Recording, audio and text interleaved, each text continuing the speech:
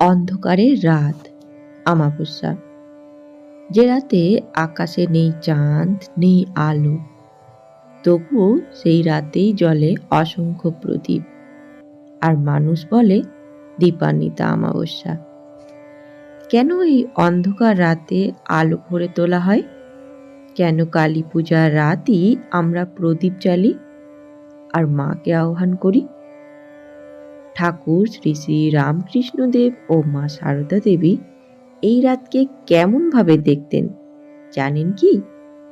চলুন আজ আলোচনা করব কালী পুজোর আমাবস্যাকে দীপান্বিতা আমাবস্যা কেন বলা হয়, এই গভীর ভক্তিময় রহস্য। অমাবস্যা অন্ধকারের প্রতীক। অমাবস্যা মানে চাঁদ নেই, আকাশ কালো, পৃথিবীর সব দিক তখন অন্ধকারে ঢেকে যায়। মানুষ এই দিনটাকে আগে ভয় পেত, কারণ তারা ভাবত এই দিনই অশুভ শক্তি বেড়ে ওঠে। কিন্তু হিন্দু ধর্মের এই ভয়কেও রূপান্তর করা হয়েছে ভক্তিতে। অন্ধকারকে ভয় না পেয়ে আমরা শিখেছি অন্ধকারের মাঝেই জ্বালাতে হয় প্রদীপ।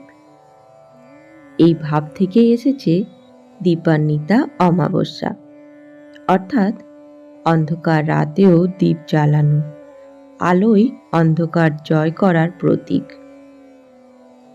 এবার যাব কালী, অন্ধকারের মধ্যে আলো। ঠাকুর শ্রী শ্রী রামকৃষ্ণদেব বলতেন, কালী মানে ভয় নয়, কালী মানে মায়া আর করুণা। যে কালীকে ভয় পায় সে মাকে চিনতেই পারে না। মা তো সন্তানকে রক্ষা করেন।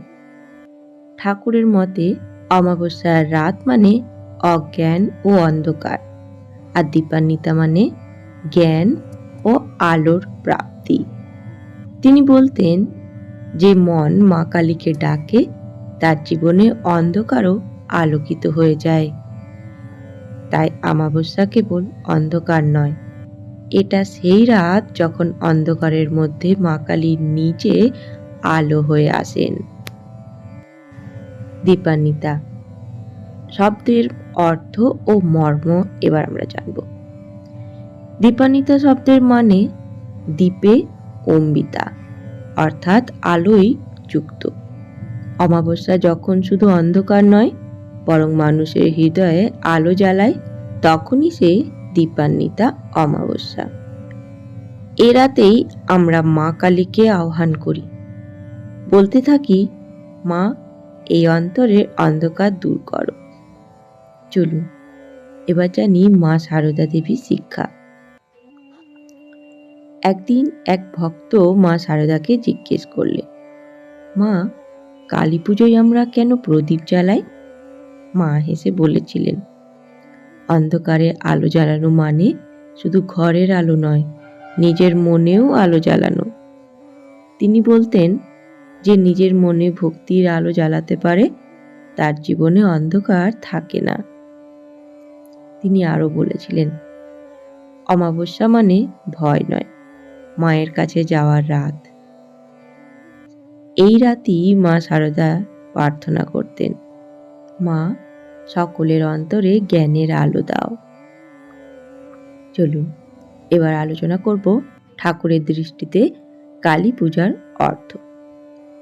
ঠাকুর বলতেন, কালী পূজা মানে আত্মাকে আলোয় ভরানো, প্রদীপ জ্বালানো মানে মনকে জ্বালানো।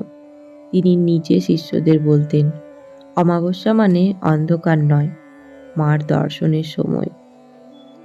তার এই বাণী খুব প্রসিদ্ধ। মা অন্ধকারে লুকিয়ে থাকেন আর আলো জ্বাললে নিজে প্রকাশ হন।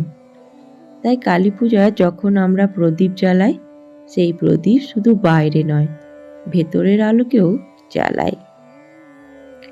এবার আলোচনা করব অন্ধকার থেকে আলোয় ভক্তির যাত্রা। ঠাকুর ও মা দুজনেই আমাদের শিখিয়েছেন, মানুষের জীবনে যেমন দুঃখ আসে ঠিক তেমনি তার ভেতরে আছে মুক্তির আলো। মা বলতেন, অন্ধকারে ভয় পেও না, মা কালী সেখানেই রয়েছে।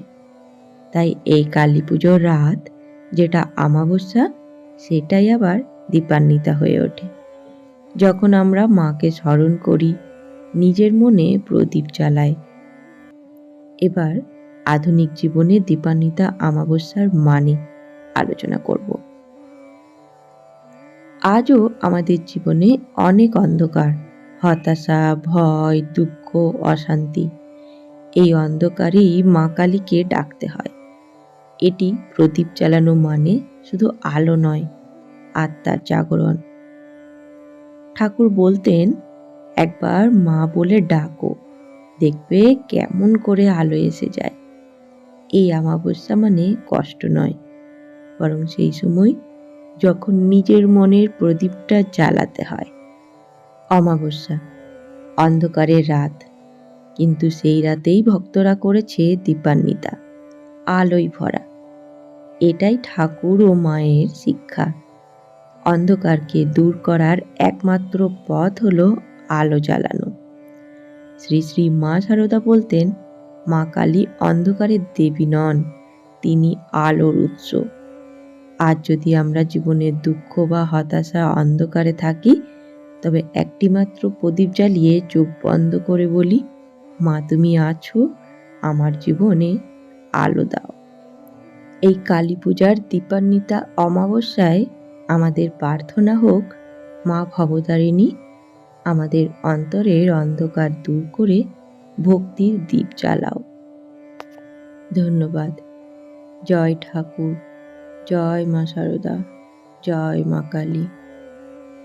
বন্ধুরা, আজকের এই ভিডিও যদি আপনাদের মন ছুঁয়ে যায়, তাহলে অবশ্যই নিজের বন্ধুদের সাথে শেয়ার করে দেবেন। আর ভিডিওটি আপনার কাছে প্রথমবার পৌঁছালে ঠাকুর ও মায়ের চ্যানেলটিকে সাবস্ক্রাইব করে নেওয়ার অনুরোধ রইল, যাতে তাদের বাণী সবার প্রথমে আপনার কাছে পৌঁছে যায়। ধন্যবাদ।